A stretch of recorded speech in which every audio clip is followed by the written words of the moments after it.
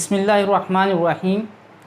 कल के लेसन में हमने कदीम हिंद आरियाई तारीख़ को समझने की कोशिश की थी। कल का लेसन उसी पर मुश्तमिल था, कदीम हिंद आरियाई की तारीख़ पर, और उसके हमने जो ख़ास नुकात थे और जो ख़ास पॉइंट्स थे हमने कल उसको समझ लिए थे।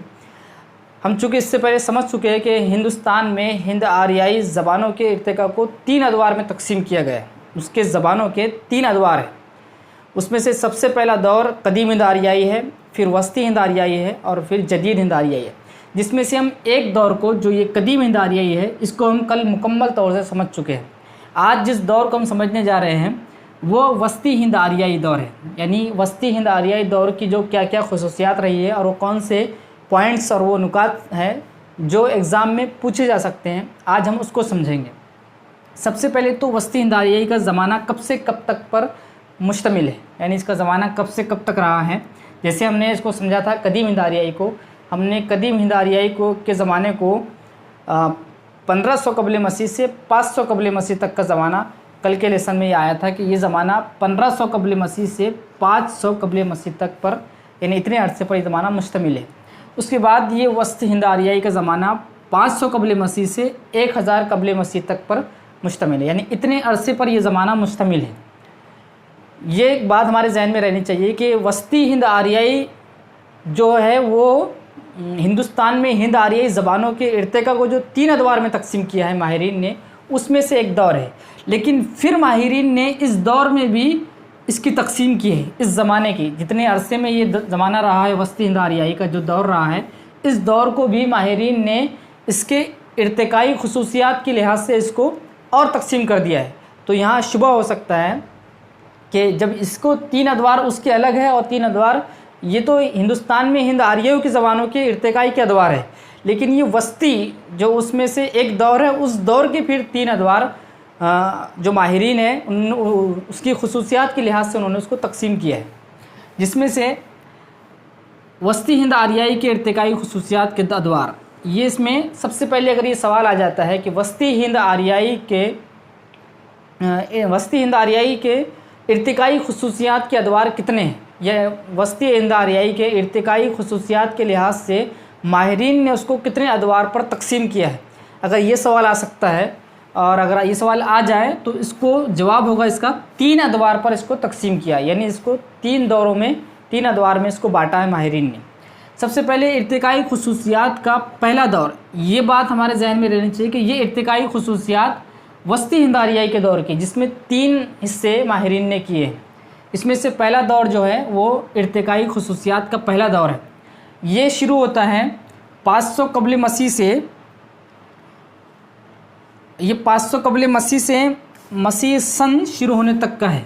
यानी मसीह सन जब तक शुरू हो जाता है, मसीह सन के शुरू होने तक 500 कबल मसीह से मसीह सन शुरू होने तक का ये ज़माना सबसे पहला ज़माना है वस्ती हिंद आरियाई का। उसके जो अदवार बांटे 3 दौरों में से सबसे पहला दौर वहाँ तक होता है। और इस दौर की जो ख़ास बात है, इसकी जो खुसूसियत है, इसमें ये सवाल पूछ सकता है कि इस दौर में कौन सी ज़बान अवाम की ख़ास ज़बान रही है। अगर ये सवाल आ जाए कि वस्ती हिंद आरियाई ये इर्तिकाई खुसूसियात का पहला दौर है, वस्ती हिंद आरियाई के पहले दौर में कौन सी ज़बान अवाम की मकबूल तरीन ज़बान रही है, अगर ये सवाल आ जाए तो आपका जवाब होगा कि वो पाली ज़बान है। इस ज़माने में, यानी इर्तिकाई खुसूसियात का जो पहला दौर है वस्ती हिंद आरियाई के, इस दौर में पाली ज़बान अवाम की मकबूल तरीन ज़बान थी और बुद्ध मज़हब की ये ज़बान ख़ास ज़बान रही है। और बुद्ध मज़हब की मतलब तालीमात और उसके मज़हबी किताबें इसी ज़बान में मिलती है, पाली ज़बान में। तो सबसे अहम सवाल जो इसमें आ सकता है वो ये है कि वस्ती हिंद आरियाई के पहले दौर में कौन सी ज़बान अवाम की मकबूल तरीन ज़बान थी, या फिर बुद्ध मज़हब की तालीमात किस ज़बान में पाई जाती है। तो आपका जवाब होगा पाली ज़बान में। अब इर्तिकाई खुसूसियात का दूसरा दौर है। दूसरा दौर कहाँ से शुरू होता है और कहाँ ख़त्म होता है, इसको समझने से पहले हमको ये समझना होगा कि ये दौर में थोड़ी तफसील है। इस दौर के अंदर थोड़ी वजाहत की गई है कि प्राकृतों के बारे में, प्राकृत का और पाली ज़बानों का, इसमें पाली ज़बान की वजाहत की गई है। तो थोड़ा तफसीली है और हम इसको तफसीली ही समझने की कोशिश करेंगे ताकि इसमें बहुत सारे ख़ास ऐसे सवालात हैं जो अक्सर इम्तिहान में पूछे जाते हैं। तो दूसरा दौर जो है वो प्राकृत के आगाज़ और इर्तिका का अहद माना जाता है, यानी इस दौर के अंदर जो प्राकृत है उसका आगाज़ हुआ है और उसका इर्तिका, इसी दौर में ये प्राकृत की ज़बान बहुत ज़्यादा फलती और फूलती नज़र आती है। प्राकृत के माना क्या होते हैं, ये सवाल आमतौर से क्वेश्चन पेपर्स के अंदर अगर आप उठा कर देखेंगे, पिछले मतलब माजी के जो इम्तिहानात के पर्चे हैं उस पर अगर आप उठा कर देखेंगे उसको, तो उसमें प्राकृत के बारे में पूछा जाएगा आपको। सबसे जो ये बहुत ही आसान सवाल है, ये हम पूछ सकता है कि प्राकृत के माना क्या है। तो आपके जहन में रहना चाहिए कि प्राकृत के माना फितरी ज़बान के होते हैं। फितरी ज़बान,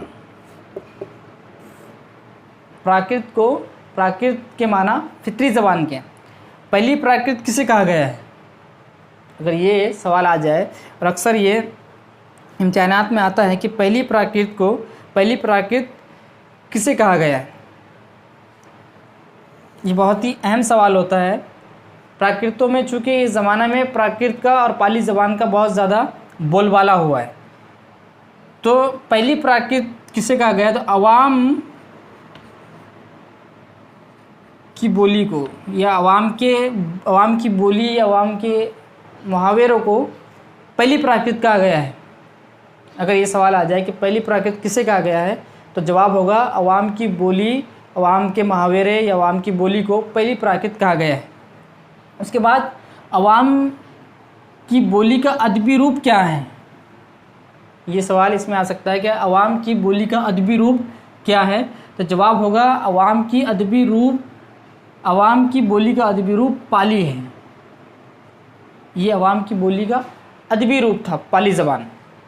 पाली का दूसरा नाम क्या है, ये एक अहम क्वेश्चन है कि पाली का दूसरा नाम क्या है, या पाली को किसी दूसरे किस नाम से पुकारा जाता है। तो आपका जवाब होगा कदीम मागधी।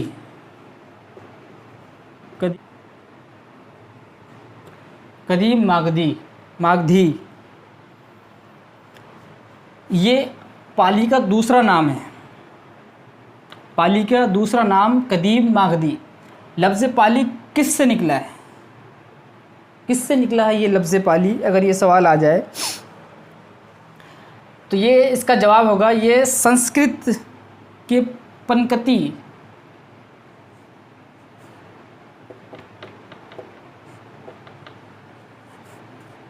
संस्कृत के पनकती से निकला है। ये पनकती या पनकती जो भी है, क्योंकि संस्कृत का लफ्ज़ है और इसी से ये पाली ज़बान का लफ्ज़ निकला है, इसी से, पनकती से। उसके बाद पंडित हरि औध के मुताबिक पाली किसकी सतर है, ये पाली के अंदर जो पाली का एक अहम सवाल है। पंडित हरि औध के मुताबिक पाली किसकी सतर है, तो आपका जवाब होगा कि ये बुद्धर शास्त्री,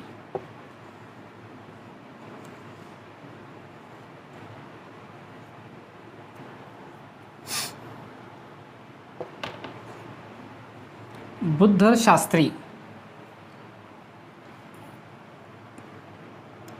पंडित हरि औध के मुताबिक पाली किसकी सतर है, ये एक अहम सवाल है इसका। तो इसका जवाब होगा बुद्धर शास्त्री, मतलब इसकी बुद्धर शास्त्री की सतर है। उसके बाद पाली और अशोक के कुतुबों की ज़बानों का शुमार पहली प्राकृत में होता है, और ये दोनों प्राकृत की अव्वलीन शक्लें हैं। अब ये ख़ास इसमें एक सवाल बन जाता है कि प्राकृत की अव्वलीन शक्लें कौन कौन सी है। अगर उसमें ऑप्शन दे दें तो उस ऑप्शन में से आपको पाली और अशोक के कुतुबों, ये ऑप्शंस आपको चूज़ करने पड़ेंगे, क्योंकि ये ज़बान पाली और अशोक के कुतुबों की जो ज़बानों का शुमार होता है वो पहली प्राकृत में होता है, और ये प्राकृत के अव्वलीन शक्लें हैं। तो ये प्राकृत के बारे में था, जितना अभी आपके सामने दिखाया गया है, जितना हमने अभी पढ़ा है, ये प्राकृत और इसमें कुछ मिक्स भी है पाली।